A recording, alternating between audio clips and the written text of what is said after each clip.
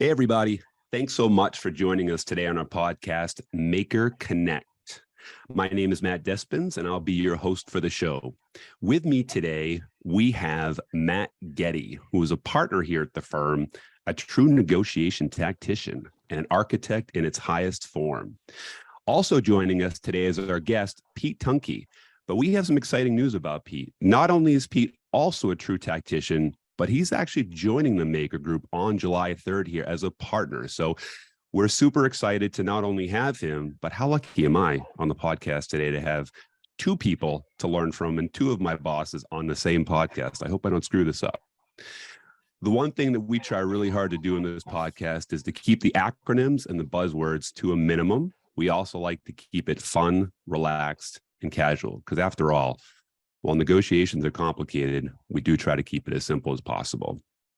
So with that being said, Pete, I would like to ask you, and if you're open to it, I'd love to start by asking you to tell us a little bit about your career and your background so the listeners can get a flavor of your negotiation experience. Also, maybe you can let us know at what point in your career did you discover the importance of negotiations and actually start to take it seriously. Here's the deal. I don't want you to be shy. No doubt you've already worked really hard in your career and the listeners want to hear about it. So with that, I'll leave it to you, sir. Yeah, well, my career started with Coca-Cola as an intern, actually in Tallahassee, Florida, was at Florida State. And the more I think about it, that really was the first time I learned the value of negotiating. At the time, I didn't think I was a top candidate. So I actually said I would work for free to get the job. And the hiring manager was so impressed, he ended up giving me the job and paying me along the way. But from a career perspective, that was my first real job where I really started looking at the commercial environment. And I was lucky enough from there to join the Coca-Cola company. So I spent the next 9 years doing a number of roles in the food service organization across the U.S. Started in Colorado, had the chance to move around to a couple of states, and spent a lot of time really working with food service operators, restaurant operators, and from local mom and pops all the way up through national accounts. And all along the way, you're selling and you're negotiating. And the value of the Coca-Cola brand, the value of what that company could bring to operators really was, I think, the beginning of my understanding of how do you create value for a customer. And part of that was dollars and cents within the negotiation. But at each stage along the way, I was able to leverage the value the Coca-Cola system brought to a customer. So it was more than just a product cost, but it was service, it was everything else. So there was negotiation woven throughout my career, even from the very beginning. When I said I'd work for free, the back of my mind hoping that they would pay me. Yeah. So from there, after Coca-Cola, I took some time and actually owned and operated some restaurants. Working with all these different owners across the country, different businesses, I thought I'd try my hand in a franchise. So I opened up a franchise with a friend of mine from college. We had 4 stores and one of our own concepts in Arizona. Did that for a little more than 3 years, but really missed CPG. So as I exited that, I also got my MBA and joined PepsiCo. And at Pepsi, I spent some time in customer and shopper marketing. My undergrad was actually in marketing, so it fit. But within this role, I had the chance to spend a lot more time with retailers. And I really began to understand the retail environment, Walmart, Kroger, Target, convenience stores, working the whole gamut. But what was the most fun is I had the opportunity to work with all the assets, whether it's the NFL, Major League Baseball, NASCAR, and negotiate a lot with some of the players. Part of my role, I managed the relationship with Major League Baseball and some of our rookies, for example. And there was one particular player, I'll never forget this. We're negotiating for the likeness of his brand, of his image. And we had done all the internal diligence from a financial perspective. And we had gone through the negotiations with the player, with their agents. And one day, we weren't really making progress. So I had an off-the-record meeting with him and had lunch. And we were just talking about what he's trying to accomplish in his career and his life. And back in my mind, I'm trying to get the deal done. But really what was most exciting of that off-the-record meeting was he let me know that value for him was just beating his brother, having a bigger image in the marketplace. We've all got those sibling rivalries. Yeah. So throughout the course of the lunch, it dawned on me as we had a big event coming into Arizona. If I could get his face on the side of a building, that actually might be worth than dollars and cents to him to a certain extent. So we got that deal done, but it really relied back on the value that I created for him outside of traditional value, and one he could remind his brother on often. Always. Always. So that was a great experience. Following my time at PepsiCo, in that marketing role, I joined PetSmart, and I was in an omni marketing role at PetSmart, mainly focused on the dog category. So for all the pet parents out there, spent a lot of time thinking, love it, Matt. I spent a lot of time thinking about how do we help engage shoppers in different ways. And to do that, we negotiate with all the different suppliers that PetSmart had, whether it's through media, through broadcasting, through production of product, through some of the private label work as well, and really spent a lot of time negotiating both internally and externally. A lot of big budgets were spent to bring the right message, the right experience, that right sort of expectation to pet parents throughout the system to drive them to the stores. And that was a big part of my responsibility. From PetSmart, I rejoined Coca-Cola. I had a couple years doing domestic and global work. I was on the global Subway team, and I spent a lot of time negotiating between marketing agencies and suppliers to Subway on behalf of Coca-Cola. So really helping leverage and manage some of the investments that the company made, the Coca-Cola company made, as well as other parties to optimize the business for Subway. From there, I joined the Gap partnership, and I had a number of roles, both domestically and globally with Gap. I spent a lot of time supporting some of our key clients from a negotiation strategy perspective with their biggest global negotiations. So think of selling to a Walmart, some of the big global brands, representing them from a strategy perspective. I also had the time to lead the CPG Americas practice. So I spent a lot of time helping the organization bring on new clients, set strategy for some of those clients, and really negotiate across the board, both creating strategy to bring to market, but also how do you just win a customer, and how do you retain a customer and create a unique relationship and value with that customer. From there, I went to the Capri Group, and Capri Group was focused on organizational capability, sales and marketing, and again was in somewhat of a leadership and sales role, helped build that business, scale that business. But I learned a tremendous amount about organizational development, about developing internal capability structure to help new teams stand up, new organizations stand up, but loved my time there as a broader business experience. One of the other roles there was to help get the business ready for sale. And ThoughtLogic acquired Capri Group, and that's where I was most recently.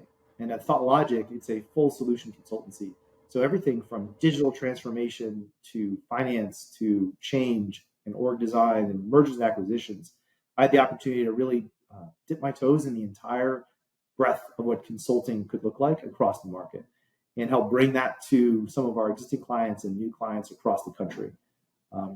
So that's been my career. I think day one really started negotiation, and I'm back to what I truly love, building out organizational capability with a huge focus on negotiation. Yeah, and that's, before we get into the questioning here, Pete, so what I just heard there, let me see, reading from my notes here, we got Pepsi, Coke, and then Coke/Subway, PetSmart, and oh, by the way, professional sports. So your breadth and depth of knowledge in the world of business and negotiations must be incredible. And now here you are at the Maker Group. Fortunate enough for this guy, one of my coworkers. So I'd love to hear, Pete, just in about a minute or two, what about this opportunity at the Maker Group is most exciting to you? Yeah, I think that there's two big things that really get me excited why I'm here. One, I really love negotiation. So getting back to supporting clients as they develop strategy, as they drive value for their business on some of their most challenging situations, absolutely love that. I have passion for that. I also love creating solutions. I had the opportunity to help Maker Group build out our sales and our planning offerings. So expanding what the Maker Group does every day, but building off of that foundation that there exists today is going to be a lot of fun. So how do I help build the Maker Group and as well build all my clients' portfolios? That's what I'm excited for. Unbelievably impressive and super excited to have you. So now we'll dive into the questions a little bit. I believe we have somebody else on this call who you might have actually been their supervisor. Is that right? Is it the other founder here in the call, Mr. Matt Geddie? Matt, let's start with, am I correct that Pete at one point was your supervisor? He was my first boss at the Gap partnership. He was your first boss. Wow. So you must have not only gotten to know Pete from the sense of the Gap partnership, but you guys probably had a lot of communications about his background and stuff too. So in addition to everything that he just said, what else do you want to add on to what you know about Pete and his perceptions of negotiation, both in the corporate world, when he was in the corporate world, and at the Gap partnership? What are your thoughts there? Yeah, I mean, one of the things I learned from Pete early on was just, he mentioned it before, just the fact that negotiation, especially professional negotiations, it's not a personal, emotional decision, right? It's a business, it's a planning process, it's a planning decision. That's why I'm thrilled that Pete's coming on board with the Maker Group to really help expand our sales capability, training systems, analytical work, developing customer engagement models, sales planning models, and even compensation models, kind of soup to nuts. And so just that breadth of experience. Learned a lot, Pete, but really excited for you to kind of bring those new skills to our organization as we expand kind of the halo effect of negotiation from sales all the way down to executing negotiations for our clients. It was a funny thing that as Matt, Geddie, and I were sort of talking about opportunities and what the future could look like. It was one of those great moments in life too, where not only did I see Matt as a past employee, but it was great to see what he's built. And that's one of the reasons I joined this company, is confidence in what we're doing, confidence in the team that Matt's built. So it's awesome to be here. Yeah. And as a moment of, full transparency, just having Matt, and in my experiences so far with Pete, watching the two of them transact and talk about negotiations has truly been eye-opening. I think a lot of people come into in their professional world, they think that they're good negotiators, or they understand it. But then you get in front of a couple of people like you, and just because that's your background, you realize how talented the two of you really are. So super grateful to have you not only at the Maker Group, but for me personally to learn from. Both of you touched on the emotions of negotiation, some of that part. So I'd like to dive into a question here and ask, movies portray negotiations with pounding fists on tables, intense facial expressions, yelling with emotions, and manipulations, and basically other shenanigans. What do you think, Pete, is the biggest difference between real life negotiations and the ones that we see in the movies? If you had to pick one or two things, what would you say? Yeah, I think the biggest thing is time, the time and energy, time thinking about the planning, getting ready and prepared, both with the tactical moves that you want to bring in and introduce into negotiation, but just that emotional journey and thinking about how quick movies portray negotiations, where it's almost 30 seconds, you're in, you're out, you've come to a conclusion, you've been hugely successful. I think in the real world, more negotiations take weeks, if not months, to really be effective. And I think you have that, and I'll just keep hitting on emotions for a second. You've got that personal emotional journey that you're thinking through, and your confidence level goes up, and then you hit a wall. And how you overcome that challenge, how you think differently about reacting to something you hadn't planned for, readjusting, I think is phenomenally important in real world negotiations. And at the end of the day, it can be just as rewarding, just as exciting when you reach that end, especially if the negotiation along the way was a different outcome that you anticipated. I'll give you a great example. Please do. About 10 years ago, I was negotiating with my time at PepsiCo, and I was negotiating with a Major League Baseball player. And this player, phenomenal. And he had some family that was also in sports. And we were going through the negotiation. I had planned out financially, I'd aligned internally with the company on what we wanted to accomplish, what we were trying to do with his likeness, with his image, with him as a partner and representative of the brand. And as we're going through the negotiation, it became more and more clear that I hadn't hit on something that was really important to him. And what he was trying to accomplish was having a bigger impact in the marketplace than his brother, who was also a major sports figure. And at the end of the day, by giving him the chance to have his visual, his face on the side of the building was more exciting to him than just a couple extra zeros on that contract. So that emotional understanding, that journey is so different for everybody. So talking about identifying those drivers, and, Matt, Geddie, I hear you talk a lot about making sure let me back up for a minute. I think that a lot of times when people hear the word negotiations, they instantly think about a confrontational challenge. They instantly think about it as being me against you, and I need to put you in the worst possible position and me in the best possible position.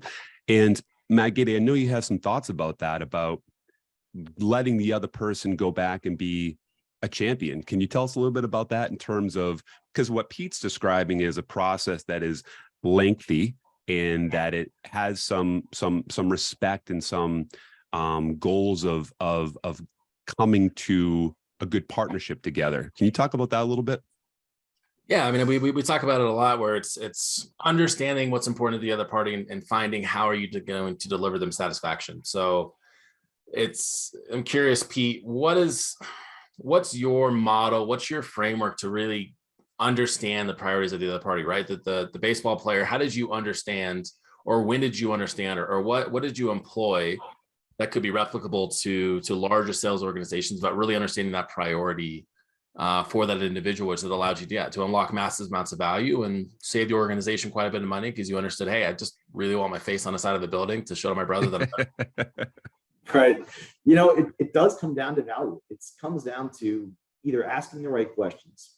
It comes down to thinking and being proactive in terms of get your sort of mind in where that other party is. What looks amazing to them? What would change their approach to the business challenge, their approach to success? And what does success look like to them?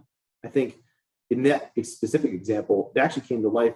I was having lunch with the player, and we're sitting down, we're just talking about life in general. So it was sort of an off the record moment where we had the opportunity just to be personal, to be a little bit unguarded and really talk about life and what they're trying to accomplish across their career. And I think that applies to big commercial negotiations as well. If you can understand what that other negotiator is trying to accomplish for their business, but also what their personal motivators are along the line. If they're trying to get promoted, if they're trying to just secure a deal to keep the ball moving forward, I think those are very different motivators. So really spending time to understand the negotiator as an individual, as a person, investing that time, that's critical. Does that mean that we can't do that in 1 hour, like in a movie, Pete? It's not going to happen in 1 hour. Sometimes you can, more times than not, you can. Go ahead, Matt, you had something to say. Yeah, I was going to say, Pete, I know like at Capri, at Thought Logic, and what you're bringing here is really setting up that sales engagement model. Is that part of I think a lot of sales teams lack that time, that process to really understand the priorities of the other party, right? The human element, understanding their KPIs. I mean, what are your recommendations if I'm a sales leader? How do I get my team into that mindset, into that framework? What does that look like? Yeah, I think one of the biggest gaps that we see is there's so much pressure on a sales organization just to sell, price, and pack. Like it's very tactical. It's very almost order taking oriented. And one of the biggest things when we partner with our clients, and we really reinforce leaders, is give teams the chance to step back and really think objectively about their relationship, identify motivators, identify some of the key barriers that have happened in the past that we need to overcome, and really be thoughtful on what does this relationship look like from a client and a supplier relationship in terms of what great could be. And then let's think about the steps to take to solve that. Then worry about how to sell, what to sell. But really, initially, it's about stepping back and understanding broadly what that professional relationship looks like between the two companies. I think that's one of the biggest gaps we see out there. It's too much about just selling versus growing. And I think that's a really unique difference is how do I help my customer, my client grow their business and being objective in that space? That's a massive one. Yeah, that's a really good point. I mean, I think also too is forgotten by a lot of different sales teams, and as it relates to negotiations as well, which is our intention here, or any good company's intention should not be just to sell something to somebody else. We should become a partner in your growth. right? We should become a trusted resource that is embedded in your processes and in your team so much that we're both going to be benefiting. So am I understanding you correctly, Pete, that we're talking about positioning any sales team, positioning themselves to help their partner grow? Yeah, you're exactly right. And I think the key part is team. That's the other big sort of unlock for a lot of our clients is it's not just that one lead salesperson, but how do you leverage the entire organization? How do you bring the right leaders, the right support team forward to support that client, to support that retailer and CPG, and really differentiate your company to be a trusted partner? I think that's the end goal for a lot of clients is how do I want the other party, the retailer, to really think differently about us as a partner? Yeah. And I think that, one of the unique things too that we offer here at the Maker Group is, Maker Connect, that platform, whereas not only are you pre-planning and getting help executing and recording all the details of your negotiations, but also it puts some synergy in the team to what you're talking about, Pete, so that everybody can be on the same page and kind of tracking in the same direction. I know that you're new here coming on with us. Have you had the opportunity to look at Maker Connect at all yet? Absolutely. I've actually been in a couple of the training courses as well. So really excited to be a facilitator someday down the road in the not too distant future. Cool. All right. Sounds good. Matt, did you have anything you wanted to add about that? No. I think again, it just comes down to process and it comes down to planning. And I think to Pete's point, it's time, right? How do you build processes in your sales organization that don't make people feel like it's mundane, but it feels like you're giving them back their time. You're giving them back the ability to be creative and be proactive. And Pete, I don't know if you see this, but I see with a lot of our clients, it's just constantly reacting. And if you're always reacting, you're never being strategic. And so, it's a massive hurdle for a lot of these organizations to overcome. And I think we know the ones that understand that it's worth looking at kind of the organization, how we go to market soup to nuts, and how we engage with our customers and kind of this new norm post-pandemic is absolutely critical. Yeah. One more point about that before we move on, talking about the differences of reactivity versus maybe anticipating a need and how that builds trust and relationship. Think about it. When we all go out to a restaurant and you're sitting there and your water glass is about to get empty, it's a big difference between when the waiter comes over and fills it before you ask versus you needing to raise your hand 5 times and waiting 10 minutes, right? So I think that when you really dive into what the needs of your clients are and you look at that, you can start to anticipate what they are and start to make sure that we're not just reacting, that we're doing things that show them what we actually care about their happiness, their well-being, their profitability, right? Absolutely. Okay, cool. So let's talk, Pete, for a second. Let's talk a minute about negotiations as either or both an art and a science. Which side of that school of thought do you feel a little bit more aligned with? Do you think it's more of an art or more of a science? Yeah, I definitely think both come to play. But in my mind, there is more science in your preparation and there's more sort of structured process opportunity in your preparation. When you get into the negotiation, I think that's the opportunity for art to play a bigger role. And if I think about some of the most fun negotiations, and I say fun a little bit loosely, knowing that there have been many times where you go in there and you are quite nervous. Sure. I think the art can come to life when you start to really balance that emotional journey for yourself and the other party. And I actually had a client at Coca-Cola who described negotiation as art. And the art was the idea that you can paint a picture, a strategic high-level opportunity for the negotiation. And then as you're in that negotiation and you start to apply the methodologies and you start to think about all the levels of success that you're going to deliver, that level of satisfaction for the client, I think the art becomes how you deliver that and how you can sort of challenge your emotional reaction to different aspects of the negotiation, how you can help the other party be successful and sort of see their way to that success. That's where the art comes to life. Interesting. That actually makes complete sense. So talking about it with the beginning stages of it being a bit more of a science, the planning of it, and then the execution turning a bit more into an art form.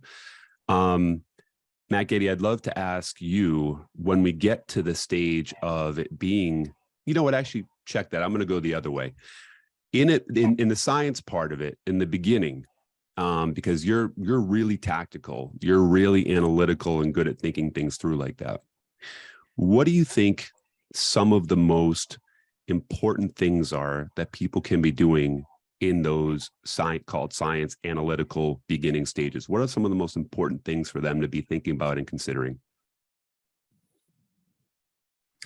Pete, hand that one off to you. I mean, one of the things that I've seen be really effective from a strategy perspective is thinking about how I can deliver success with a shopper in mind. So if I'm keeping myself in my retail sort of CPG landscape, really big ideas need to be grounded in what success looks like for the other party. And most merchandisers out there, they are struggling to pull new shoppers in the door. And they want to think about, how do I differentiate my business from the marketplace? So as I think about planning rather, on what does great look like from a science perspective, it's really thinking through delivering success at almost a daily, monthly, quarterly, and yearly perspective for my client. If I'm going to be in a specific line review negotiation, for example, I've got to really understand how my products play in the broader category and how my offers, my solutions can drive incremental value and success for that retailer. Yeah. If I'm hearing correctly, it's really about looking at it from a 3,000 foot view, so to speak, and making sure that we're covering all of the factors involved. Is that right? Yeah, and I hate that answer. That's gonna be one I hope your editing person can scrub out and remove. Now that I think through what I just said, I was so excited to hear what Matt had to say. Yeah. Well, that's okay. So we'll cross that one off. So we'll get Steve to. So we'll do it at 9:37. We'll just get rid of that whole question. Okay, so Pete, it's a little bit of a sensitive topic right now in society in general, but what about AI? There's a ton of conversation out there now about how AI will affect, of course, many different industries. Some of the ones that you hear the most about are HR, legal, accounting, insurance, and obviously thousands of others. But I'm interested to hear what your thoughts are on AI in negotiations. And I'd like to ask that just in two small parts. AI in terms of if it's ethical, or if it's an unfair advantage, and is it useful? Or maybe on the flip side, you might feel that it's not really ethical, it's an unfair advantage, or maybe it's not useful. So I think from an overall standpoint, what are your thoughts on AI in negotiations? I'm sure we all have our thoughts about it in society, but about negotiations. Yeah, no, I think that's a great space. One, I think it's going to be critical long-term. And long-term, I mean over the next 2 years. The amount of data and information that you've got to consider and plan for, I think for a lot of negotiators is overwhelming. If you think about how many items are sold across categories and how many different retailers are interacting with suppliers and manufacturers, I think we're at a very early stage on how AI can really come to life within negotiations. And the initial steps will be in the space of helping to clean up the data to really identify the biggest areas of opportunity. And that's why I think it's going to be a huge value add. I think when we can train the systems to understand what we're trying to accomplish and evaluate the mass amounts of data that would inform better decisions, would inform better negotiation tactics and strategies, I think we'll be in a really good spot. I do think there's a bit of an unfair balance today where the retailers are really getting ahead of a lot of the suppliers in the space. And they've got broader amounts of data, vaster resources that are focused against their specific channel, category, their customer base. So I actually see the need for suppliers to better leverage, to better think about how AI can be brought into their businesses to be more successful in negotiations. I think that's the biggest challenge ahead of us. Interesting. Okay. So it sounds like right now the retailers are utilizing that maybe a bit more than the suppliers. Matt Geddie, I know that we have some plans ourselves here at the Maker Group to integrate AI at some point in a more robust way into our tool Maker Connect. You want to talk a little bit about the thought process on why we decided to do that and how we envision that working in our platform? Well, I mean, Pete nailed it. Retailers have dedicated massive amounts of resources, dollars, people, and they saw this coming a couple of years ago, right? Or even longer than that. And so for a lot of our manufacturing clients, right, it's the lacking of proactivity that has kind of put them behind the game. It's the lacking of appropriate resources. And so what we're doing is we're building out the systems that a lot of these people should have built themselves internally, but either, again, resources, lacking of expertise, lacking of time, where we're going to be able to, parse this data, understand the solutions, and to Pete's point, really figuring out and training the machine learning, the AI process to figure out risks, opportunities, and threats across the customer, across the category, and really trying to automate category insights and category captainship for these clients. And then we come in and we help them coach how they should be negotiating, how they should be building that partnership, and then utilizing Pete's methodologies and solutions. How do you look at a 1, 2, 3 year plan to really partner and grow? And I love what Pete said earlier, where most salespeople think that selling is selling, but in reality, selling is growth.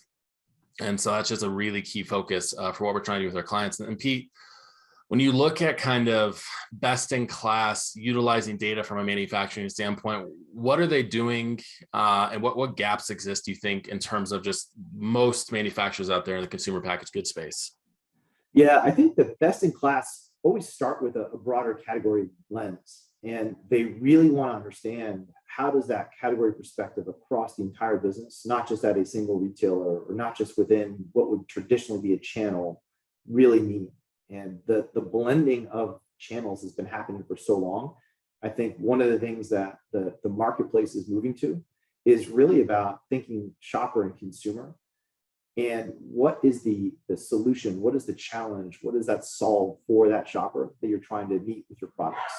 And from there, you can develop really good, robust growth strategies to drive strategy. And I think that's what retailers are needing is, how do I drive my entire category? Not just how do I sell more of one item, one product.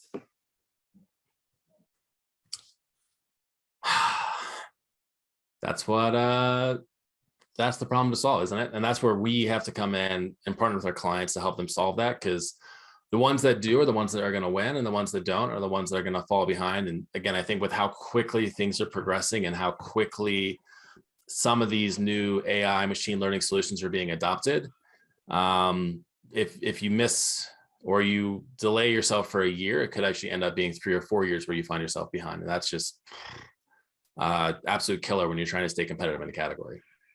Yeah, and that's been a huge learning, I think, for even the top suppliers out there, the manufacturers, when they look at how fast data is shifting and changing, the need for answers, the need for insights, it is now measured in days versus traditionally it's 3 to 6 months, where I would run some reports, I'd pull a team together, and then I'd come up with some ideas. 3 months, 6 months from now, everything changes and you've got to start over. And that's the advantage that I think we can bring them, is how do you turn thoughts into insights and action within weeks and days instead of months and years. Well, I want the listeners to know here as well that your podcast host here is getting taken to school. I mean, I hope you guys listening to this are as impressed as I am. I'm like, wow, what a breadth and depth of knowledge. Holy cow. So it's clear, though, in listening that, AI and those strategies, I mean, things are happening much quicker. So things that used to take time and multiple steps, that time period is condensing. And so the ones who are going to be successful are the ones who are going to adapt to that and be able to accomplish the same thing much quicker. So for sure, that's here. And that's something I think that every organization should be taking a very close look at. Pete, when you think about different types of negotiations, what are a couple of the biggest differences that you think in terms of planning and execution between, say, a multi-million dollar corporate negotiation? Multi-million-dollar corporate negotiation. We can get rid of that. Let's actually start the whole question over. So sorry about that. That dog driving me crazy in the thunder. That's smart.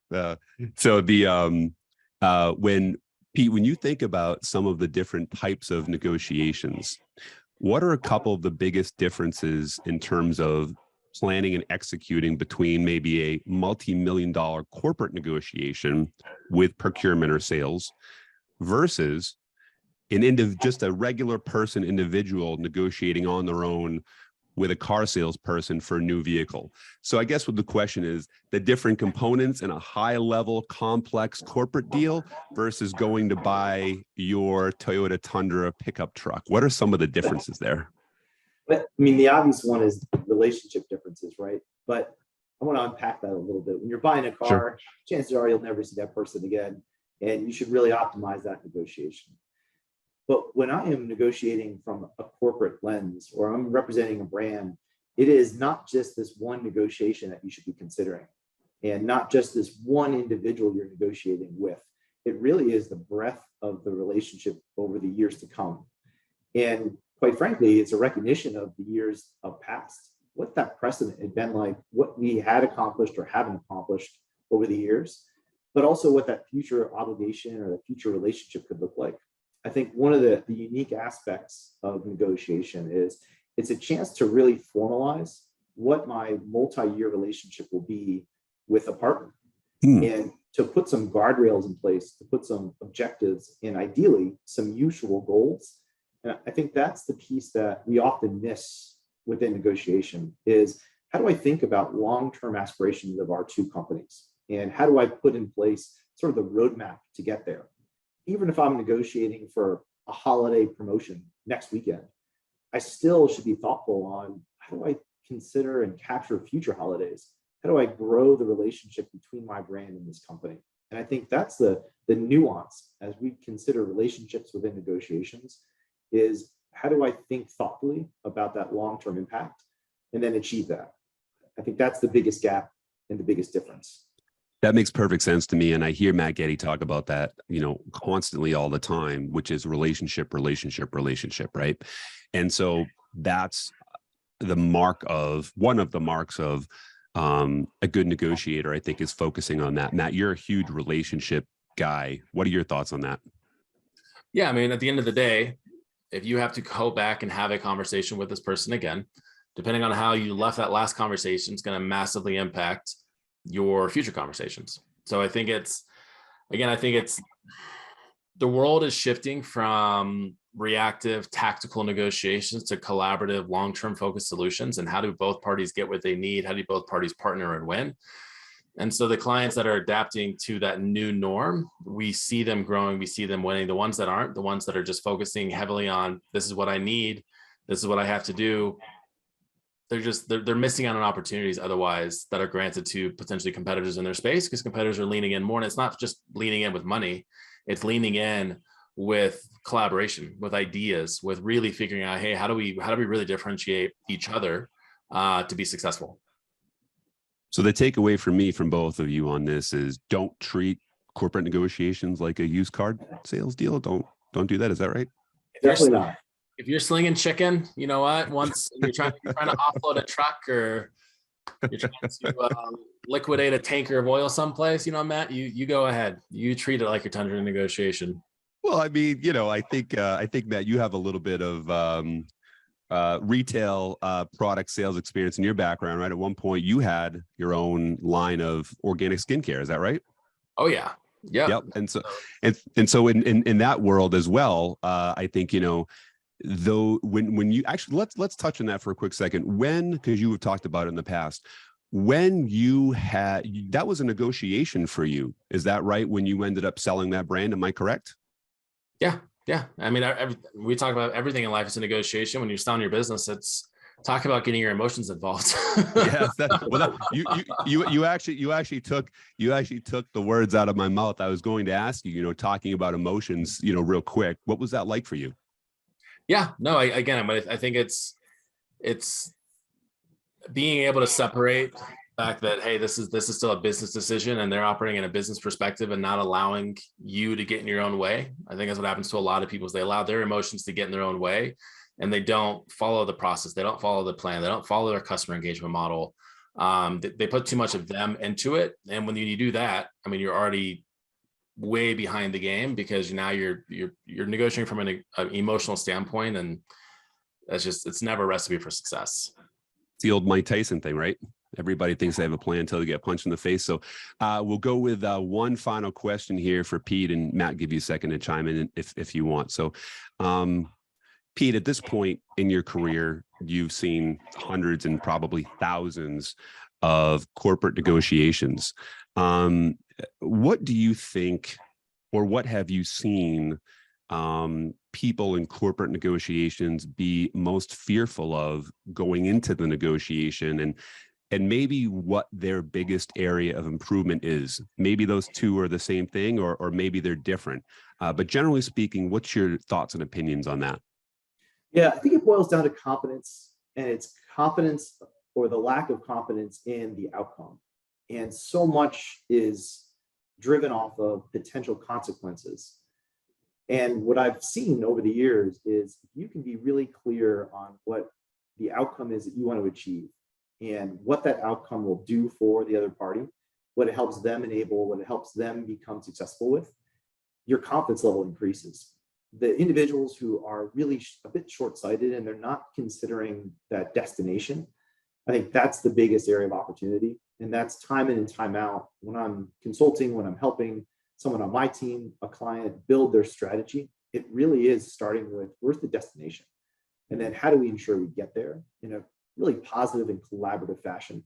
I think that's the piece that I'm excited to get back to, is spending a lot more time with my clients, with my team, driving down to those results. I think that's what I'd love to sort of leave folks with, is be thoughtful on that destination first, then craft and create the right plan.